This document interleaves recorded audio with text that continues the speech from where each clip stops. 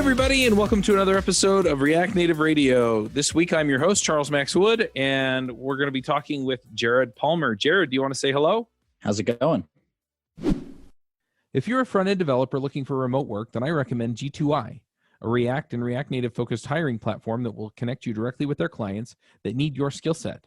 What makes G2I a unique hiring experience is that they spend the time marketing you to their clients of your choice. G2I is a team of engineers that technically vets you up front. If you pass their vetting, their clients have agreed to skip their initial interview process, saving you time and energy getting your next gig. They take care of all the hard work for you so you can get focused on development. To join G2I, go to g2i.co and apply. Now, we've had you on before. We talked about Formik, I think, on React Native Radio. Yep. Do you want to just give a brief introduction, who you are, why you're famous, all that stuff? Okay, sure. So my name is Jared Palmer. I am from New York. I am the author of some open source libraries, most notably Formik.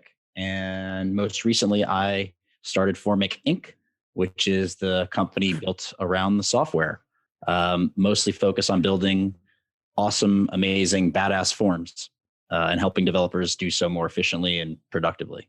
Nice. We talked a little bit yesterday, actually. We did a My JavaScript Story episode, and people go check that out. I'm a little curious just diving in here since I don't know which episode's going to go live first. Do you want to just give a little bit of background as far as like forms and Formik and React Native and all that stuff?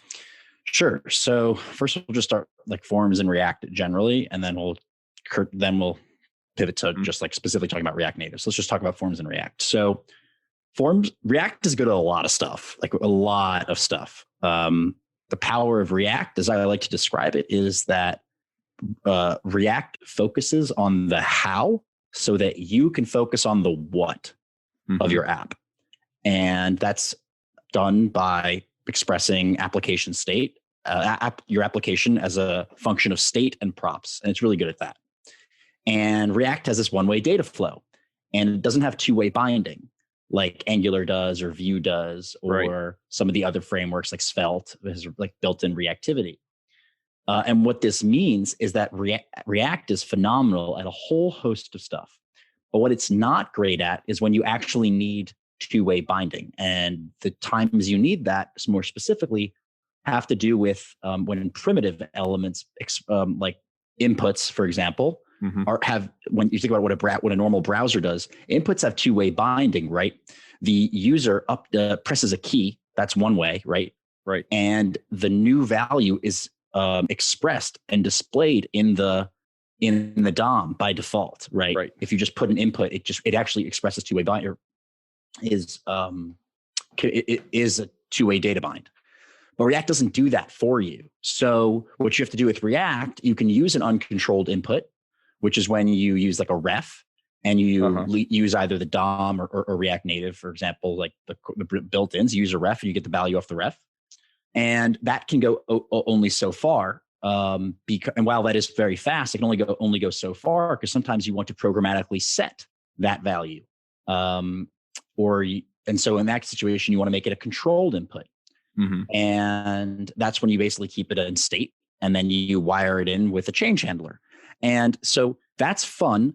And React does that. And it's a little bit cumbersome. There's a little bit of ceremony around it. But after that, React doesn't really do the rest, doesn't really help you with forms. It doesn't help you with validation. It doesn't help you with error messages. It doesn't tell you how to validate or when to validate or orchestrate any sort of validation whatsoever. It just sort of punts. It says, let's offload this to the community. And so let's go back to, so that's basically React and forms in summary. Now wind back the clock to 2017. Redux was all the rage, the state management library, and Redux Form was the preeminent form management library for Redux. And I was building this large administrative dashboard at an agency that I used to run, and it had a lot of forms. We were not using Redux in this application, and I was like, "Why are we going to just use Redux for forms? Like that's crazy." And I looked at other form solutions out there, didn't find one, and so I was like, why are we calling, first of all, let's just play pretend here. We did use Redux form. Why are we calling a top level reducer on every keystroke? That doesn't make any sense. Right. That is bananas. Also, as your reducer grows, your forms get slower, which and I was going to build this large app. Again, I wasn't using Redux here, but let's just say I was, like many companies are. When you use Redux form, your forms slow down as your app grows. So that also was crazy. So anyways, I basically sat down. I was like, you know what if I just throw something together, and started building this thing called Formik, which is an abstraction that helps a set of components that help developers build forms in React more easily. And it solves for this problem of two-way data binding using components. And what it does is it basically codifies what were already existing sort of conventions around naming, like the word handle change for a change handler, and using the word handle blur for a blur handler. And it basically, using render props and now hooks, gives you all the things you need to wire up forms really quickly and express extraordinarily complex validation very, very, very tersely and concisely. And so it packs so much punch, because what used to be like maybe 1,000 or 2,000 lines of code on each form, because each form would have been a snowflake. Now you can use Formik and have this repeatable solution and express the same logic in like 200 lines of code, maybe, or less. And so it's just massively, massively more concise when it comes to expressing complex forms with validation, and then repeating that over your application. Formik is great for one form, but it's even better when you use it on more forms, because you get the standard, every form is now like somewhat similar. And so that lowers overhead and cognitive costs. It's designed actually so it can be used on one form independently, and you don't need to use it ever again. But it is definitely helpful when you start, all your forms in your app, or at least a good amount of them, you use the same sort of data flow and data structures and libraries. That definitely helps as well. So anyway, that's like Formik in React DOM. And for React Native, forms are a little different, to be honest. One of the challenging bits around React Native has to do with like managing where the keyboard is over the inputs. And there are a bunch of different, and you don't want the keyboard to cover the input when someone moves to it. Right. So that's actually very tricky. And there are actually some libraries that do this, help you do it natively, that have been bound to React Native. We haven't really found one that's great. So what oftentimes developers do is, instead of having a form that like a web-like form, which has like a bunch of inputs and a submit button, what they'll do in native is they'll have like a list of fields. You'll click on one of them. It'll take you to a nested view where there'll be like a single input, and the user will type that in and then hit enter or save, and it'll come back and like put that input in back to the list or whatever it is. And then there are variations of this, obviously. Right. And then they'll be like done or back, or it will auto save once they make that change. And some of the reasoning for that is that you can't control necessarily where the keyboard's going to show up, and if it's going to cover that input. So having these like long scrollable forms like you would on web isn't necessarily always as easy to deal with. Right. Certainly, if you talk about universal applications like React Native web apps, they definitely have to deal with this sort of problem. And Formik it works with React Native. We were going to release something called Formik Native, actually, to specifically help with those folks in React Native to make it even easier. Right. But what ended up happening was we found out that what was even better, and we talked to the folks at Expo, and it would be better if Formik was just a universal component, basically, that you wouldn't need to have a special native version of it. That's what we sort of found would be more rad. And so we basically been taking everything that we were going to put into React Native, like Formik for React Native, and built it into regular Formik too. And so that has been what we sort of have been working towards. And so that's basically how Formik works in React and React Native. And that's what the open source project does. Makes sense. And you've kind of talked through some of the struggles with forms. I guess what I'm trying to just visualize is how it's used, right? So you just, I'm assuming you import it into your project, and then you just use the Formik components. Yeah. So Formik is is just a set of React components. And that's beautiful. I'll get into that in a second, but it is just like React components, also hooks. So you can use the hooks too. Right. You can use Formik and use Formik context, or use field. And basically what you do is, so let's just use the like render proppy version of it. You like import the big capital F Formik. You pass it a submit handler, which is the function that's going to run once your form is submitted. you could pass it a validation function, which will execute on all changes. And in that function, you should return to us an error object or an empty object. Right. I'll get to, and what's interesting about the errors object, and you also pass initial values. And what's interesting about both the error, and I'll talk about parallelism here. So what's interesting about the error object shape and the value object shape is that they're exactly the same. So Formik expects the symmetry in your app, and it makes it very easy to debug and understand. Right. And that is that your errors should be the object of your errors should mimic the exact same shape as the object of your values. So you pass in like name, email, your errors should either be like empty or blank, or it should also mirror name, email as its keys. Right. And this can be as nested as you want, and Formik can handle nested objects and arrays and all these other goodies. Mm-hmm. But it should be parallel. And the rationale for that is that at any given time, like when you talk about like error messages for a given field, it's really easy and simple to, when you're like, oh, is there an error for this field? Where is this field? Well, it should be named like the same thing, and you should be able to access it the same way. Errors.name and values.name. If you sort of, that's how you get there. Right. So, and then you have a submit function, and that function runs on submit when the submission is pressed.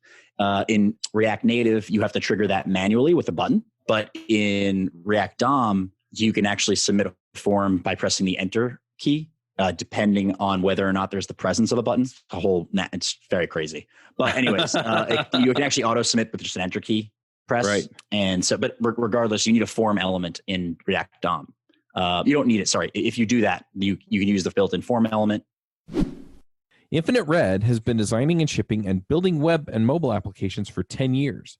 They're experts in React Native and passionate advocates for remote work. They also host North America's only React Native conference, Chain React, attended by hundreds of developers all over the world.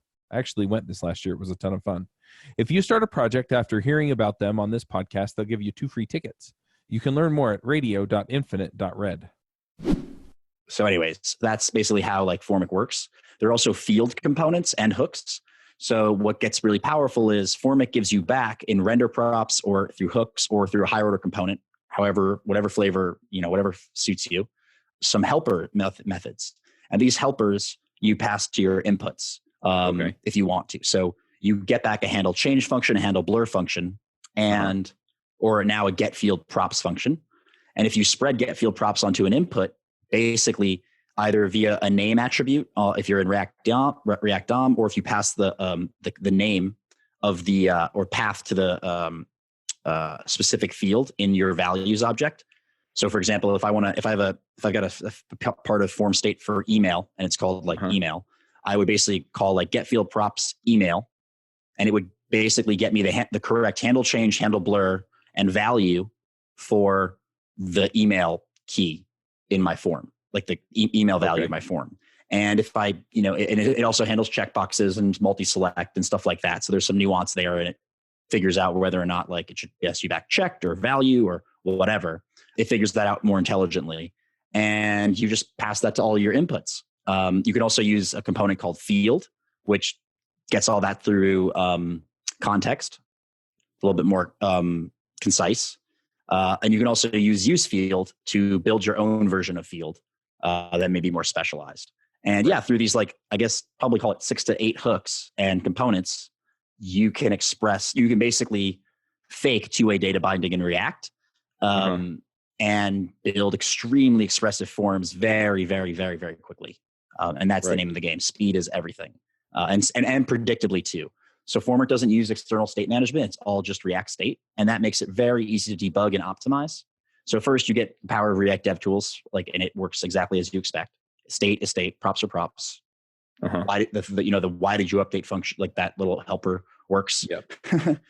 And then the other thing too is that you optimize Formik the same way you would optimize any other React component using like React.memo or shared component update, depending on whether you're using hooks or classes. And that just works. And also when React gets faster, Formik gets faster.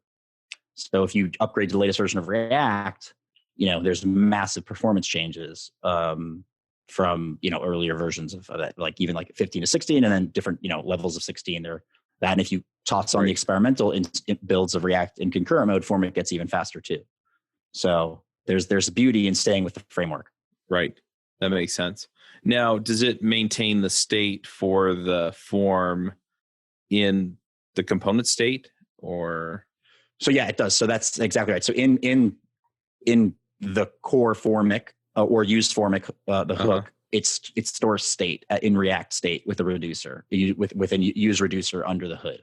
Okay. Which is ironic because it was literally built to combat a reducer. But use reducer is built into React now, so it's a little different. And there's only one producer per form, right? So it's not one single reducer at a global level. It's a little different than Redux. So yeah, it stores that in state, so you can inspect it and see it, and it works perfectly. And it reacts the way you would expect it to. So no fancy observables, no pub sub, no weird intersection observer stuff. Like, yeah, no magic here. Yep. Very cool. Now, does it provide you with some of the form elements that I guess aren't 100% native? I found out that there is actually like a date input in some HTML, but date picker is the example that came to mind. Right. So Formik is fascinating in the sense that it's the world's most popular form library, and it doesn't render any inputs. Oh, it doesn't render anything. Well, I guess the capital field component will render an input by default. And if you pass it an as prop, it'll render whatever you pass it. But it really doesn't render anything. And that's actually the beauty of Formik, because it's just it's almost like a headless component. It's just logic, the way a headless CMS works. It's just the data. So Formik is just worried about orchestrating when things validate, what your error messages are and what values are. And then it's producing all of these functions. So it's really a utility setup, and it actually doesn't care how you render or what you render, just that and you're in charge. And why that's powerful, let's talk about that. Well, that means that Formik works with any input, any component library, and that's how it works with React Native. React Native is just like another third-party input, and because you get you get a great set of helper utilities, like set field value, set field touch, set status for just arbitrary state, as well as handle change, handle blur, all these other things. You can wire Formik into any component library, and it was built this way from day one. And so there is no capital I input that's built with Formik right now. There's no capital I select that you import and you render a Formik select. We could have built those, but it didn't make any sense because we're well, more likely than not, you're not going to use them, and you're going to want to customize them to your app. And and then I guess at the time when people were already using Redux Form, we wanted to make that migration super easy. So they probably already had components that were already wired in. And what I like to suggest to people, because people who use Storybook or any of these sort of component documentation systems, I'm sure you're familiar with some of them, like Storybook or Style Guidist or DocZ, is to actually make sort of two folders in your components directory. One is for I call it form or inputs. And these are really stupid inputs. All these are just styled inputs. And these should basically mimic the exact same interfaces and APIs as their native elements do, but they're just your styled versions of them. And you can use style components to do this too, right? But keep them pure inputs. So you'll have a select that's a pure select. You'll have a text input, a text area. You'll have select multiple, whatever your purest inputs are. Then I like to make another folder called fields. And what this folder contains is all of the Formik wired, the ones that are connected to Formik through context. And basically what this is, it'll call use field, the new hook, and it will pass the change handlers already to those pure sort of dumb components. And then when you're in a Formik form, you're going to input from the field directory, select field or something like that. And what this lets you do is have basically full control. So if you change the way that your inputs look, you won't change necessarily how they function as they relate to Formik. And that's sort of a good way to separate the two concepts, right? Same sort of thing with if you've ever heard of connected versus what are they called? Presentational components or right? So it's keep your presentational form elements separate and then make your connected fields and separate those two, and good things happen when you do that. Makes sense. So it also does validations and things like that. How does that fit in with these components? Sure. So validation can happen a few ways in Formik. So you could pass in any old function, and that can be sync or async, and as a validate prop or as an option in the use Formik hook. And it gets executed on blur or on change events, and then before submit. basically you could do whatever you want. You just got to, the assumption is that you're going to return some sort of object if there are errors that mimics the shape of your values. That's like way one. The other way of doing it is to pass the field or used field component or hook, another function as validate. That would either be, and this is like field level validation to the field component or hook. And that's just going to get the value of that specific field on change or on blur and before submit happens. And then for that, you're just either going to return undefined or return a value. The third way, which is actually the way that I use Formik, is through something called a special prop and config option called validation schema. Mm-hmm. And Formik has, I'll call it a sister library called Yup, written by Jason Quentz. Very, very, very great validation library. And what happened was we were like, you want to keep validation consistent across your app. And so when we were building Formik the first time, we were like, let's keep validation consistent across the app. Let's use the same validators for email across the entire thing. And so we sort of like scanned what was available, we like searched for what was available. We narrowed down to a few options and we found this library called Yup. And what's cool about Yup is that it uses what's called a builder syntax. And it mimics, it's very similar to the way that React prop types look from an API. And we liked it so much, we're like, well, we're going to use this a lot. So like, why don't we just make a special prop for it? Of course, we could have just passed it to the regular old validate, like take anything kind of prop. But we're like, well, what if we just skip that step and make a special prop called validation schema? And so you can pass a Yup schema to validation schema, and it will validate on change and before submit and blur as well. And so it's great because it looks like the shape of the object of your values object. And it reminds you of prop types and reminds people of prop types. Mm-hmm. And I think there's something there. I don't think Formik would be as popular without Yup. Around 60%, maybe 70% of Formik users also use Yup for validation. And if you're still confused or not sure what React prop types are like because you're new to React, if you remember Happy.js, the Node CRUD HTTP like Express competitor called Happy, I think came out of Walmart. Walmart. They have a validation library called Joy. And it's very similar to Yup. The difference between Yup and Joy is that Yup is fast enough and small enough to work in a browser and like performant enough to work in a browser. Joy is not. Joy is like Node only, and because I think Joy uses like Moment.js and stuff, which is like a huge package. Hey folks, this is Charles Max Wood, and I just launched my book, The Max Coder's Guide to Finding Your Dream Developer Job. It's up on Amazon. We self-published it. I would love your support. If you want to go check it out, you can find it there, The Max Coder's Guide to Finding Your Dream Developer Job. Have a good one. Max out. And so, so that's how you do validation. And as it relates to, back to your question about like primitive types for like date inputs and stuff like that, we'll get to date inputs in a second, but so Formik, we're about to ship this new like parse format feature, which will make input masking better. But my philosophy thus far around like special input types is that usually that's a very specific input. And so that should be handled like on a per component basis. And you, the developer, have all the tools you need to parse and format that particular input and reuse it exactly as is. And so, but in the future, there'll be some new tools to help folks with that. Particularly date inputs. Let's talk about that for a second. Don't use date input to input type date. My suggestion. A better way of doing the input type date is to do 3 select inputs. One for date, month, year, like one for each one date, month, year. And that guarantees that it works as expected and looks the same way in all browsers. And it's not as spiffy maybe, but it is efficient. It works really well on mobile. You it's really easy to validate. And it like you can control the way it looks. You really can't control the way the native date pickers look.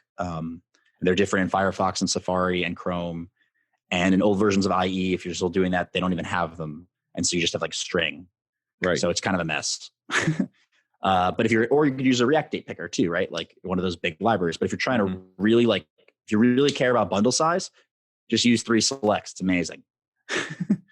Makes sense. Yeah. So that's a little wrap about how you use Formik and how validation works. Right.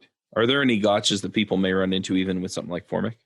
Of course. I mean, no doubt. But it's also great about building a library that is just React is oftentimes when people do run into an issue, it's not necessarily a Formik issue all the time. It's often not most time, but sometimes it is just React issue. And the way you can assess that is you just ask them, well, how would you solve this React without Formik?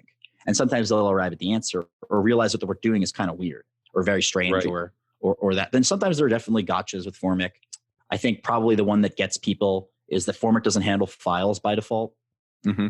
And they're like, well, why? And then if you think about how Formik should handle files and you go to implement it, you're like, wait, what? We're going to have to make a lot of assumptions about how people are going to store file and display file inputs, right? Right. Like, and you just get to a can of worms about like, well, should you store it as a data URI? Should you store it as like inline thing? Should you store it as a blob? Should you take, like, how are you going to do validation on the file type, like, or file size? Like, it's just a whole nasty can of worms. And also, like, not everybody stores the raw file data in form state and submits it to the same endpoint. Like, for what we do on all my apps is we actually like upload to a special like media endpoint, and then we take the URL and we store that with whatever data has referencing that media URL. So we always have like a separate media table basically. And that keeps like, it just helps with a lot of stuff, right? Like if you think about, oh, I want to upload a new profile picture, cool. I just like, now I need to just change the path to the newer profile picture, right? And so our like media uploaders will always like hit our media endpoint first and then return a string. So it really just depends on like your flavor, but I think maybe that's probably the one that people, I think, wrongfully expect Formik to handle. But yeah, there are so many uploaders out there that it's not very hard to find one that works easily, or you can just roll your own. It's not too tough. Right. So talk a little bit about Formik Inc. and what is it, Formik Cloud? Yeah. So Formik Cloud is the new service that's launching around Formik. And basically the idea is to build new services on top of open source Formik and around it that empower developers and even non-developers, but people who are slightly technical, to build badass forms and integrate those forms into their application. And there's sort of 4 areas that we're focusing on. The first is form creation. And that is either building forms by hand or through like a form builder, which we're going to be launching, like a Typeform or SurveyMonkey. Right. The next is through storage. So storing submissions efficiently and like analyzing results. The third is integration. And that's where we'll have the Formik Cloud already hooks into Zapier. I'll talk a little bit more about Formik Cloud specifically, but we're focusing on like integration. So what do you do with the form data once it's in storage? How do you manipulate it? Maybe enrich it? Where do you relay it? Where do you store it? Like, where does it go? And what do you do with that? Like turning the storage, like data into action, part of it, right? And then the fourth and final piece is measurement. And we'll be launching Formik Analytics, which will be a form analytics tool set that will give you allow you to measure micro interactions without needing to make almost any changes to your Formik code. So if you already use Formik, you will get all of these like micro analytics basically on not just around like conversions, but more deeply, like how long people are spending in each field, how often are they returning to certain fields, what is the per field completion rate, really the ability to construct an entire waterfall chart of a form session in a single session and then an aggregate, and paint a quantitative picture of your forms in your application. And while you could implement this on your own, you probably won't. And if you work on apps that are really like conversion rate driven, this is going to be hugely helpful. You'll be able to identify sort of not runtime errors, but maybe just like black holes and opportunities to improve your forms. And so those are the 4 areas of focus. Right now, publicly available is, at the time of this recording, is Formik Cloud Storage and Cloud Actions. So it's just a raw data dump. You can submit any sort of data into Formik Cloud and then set up like email responders, Slack notifications, webhooks, just dumping that data somewhere. And the idea is maybe you don't need to build an entire backend or serverless function just for one silly form endpoint, right? Like you don't need to do that. We've done that before. And so that's what's available now. We're going to be launching Formik's new form builder and survey system very, very soon. So really excited about that. And we'll be launching Formik Analytics later this year. Awesome. That sounds really great. If people want to contribute to Formik or Yup or some of these other ecosystem tools, how do they find those and how do they do that? Sure. So the open source version of Formik, the React library, is at my GitHub, jaredpalmer/Formik. Yup is at Jason Quentz, jquentz Yup. And Formik Cloud is not open source, but it is built on top of the open source system. And so there's a lot of open source components that are also available, and they're in the Formik mono repo as well. So if you're interested in getting there, and if you want to just use Formik Cloud, just go to formik.com. Awesome. And if people want to connect with you online? So I'm Jared Palmer again, at Jared Palmer on Twitter and GitHub. Formik is at Formik HQ on Twitter and Formik on GitHub. And yeah, that's if you just, if you ever have any issues, shoot me a DM. That's the best way to get in touch with me, or file an issue on GitHub. Nice. Anything else that we should dive into here before we go do picks? No, I think that's just about it. Good deal. Well, this looks really cool. I'm definitely going to be checking it out as I do some React Native stuff here in the near future. Yeah, let's go ahead and do some picks. Cool. Yeah. So I guess my pick of my pick for this week is a shout out to MongoDB charts, Atlas charts actually. So if you use MongoDB and you use Atlas, which is their like hosted version of Mongo from the company itself, they have this new feature where you basically can do, it's like a little bit of like Tableau or a little like BI interface where you can build dashboards based on your data and build like little charts for yourself. It's very useful for doing sort of aggregations and just quick visualizations on your data instead of like building crons or something like that to, and sort of like Rube Goldberg systems to analyze stuff. Just like really, really nice charting tool to understand your database. So shout out to MongoDB charts. Awesome. Yeah, I'm a fan of MongoDB, and that sounds really handy. For my picks, I'm going to go ahead and pick some headphones that I have. These are really nice. The only problem I have with them these days is that I got glasses, and they don't really sit well over my glasses. They tend to hum against my glasses. They're the Aftershokz Blues 2. They're bone conduction headphones, and so they just kind of rest on your cheekbones, and you can hear them, because it conducts sound through your skull, which I guess sounds kind of weird, but they're really great. They sound good. And the other thing I like about them is that I'm able to listen to them without covering my ears or putting something in my ears. And so it's nice when I'm like going somewhere with a family or something, because then I can hear them if they need to talk to me. Yeah, that's sweet. Yeah, and then I can, anyway. The issue is I wear glasses and they don't fit so well over the glasses, but I've had them for a number of years before I had glasses. And so, I really like them. So I'm going to go ahead and pick those. Yeah, that's pretty much what I've got to pick this week. Sweet. I got to check those out. Yeah, I'll glasses get a link. Glasses are the nemesis of headphones. Oh, I know. I mean, I have the AirPods too, and I love those, but sometimes I just don't want something stuck in my ear. So yeah, for sure. The AirPod Pros have you tried those yet? They're pretty. Not yet. Great. I desperately want a pair. They are very, very good. I didn't think they were going to be like worth it, and they are awesome. Oh, well, when the AirPods came out, I made fun of people for buying them because I was like, they're just headphones. And then I got some and I'm like, I love these things. Oh, they're so nice. And I keep them on, and it's so nice to put on like voiceover, and just I don't know. I just find it, I just wear them around all the time in my apartment. Like, I don't know, it's just easier. So many calls and stuff. But yeah, the AirPods are great. Awesome. Well, if you can put a link to the your picks in the show notes. Yeah, sure. And I'll get a link to the Aftershokz in as well in the chat. Thanks for coming. This was a lot of fun, and it's been fun to just chat the last couple of days. Yeah, it's been good. It's been really fun. Thanks for having me. I appreciate it. And React Native is just like I saw this thing that like React Native is 8% of all apps now or something like that. Oh, really? Yeah, it's like blowing up, and it's so exciting to like see the community sort of like evolve in parallel to the React DOM community, and in many ways like surpass it in a bunch of different respects. But it's super awesome and exciting. Awesome. Yeah, I'm excited to see where we wind up from here. I'm going to be spending some time learning a little bit more deeply React Native. So maybe I'll toss Formik on the pile and we'll see how that goes. For sure. Let me know if you have any issues. Yeah, we'll do.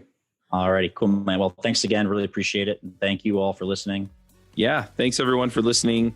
We'll have another React Native Radio next week. And in the meantime, max out. Bandwidth for this segment is provided by CacheFly, the world's fastest CDN. Deliver your content fast with CacheFly. Visit CACHEFLY.com to learn more.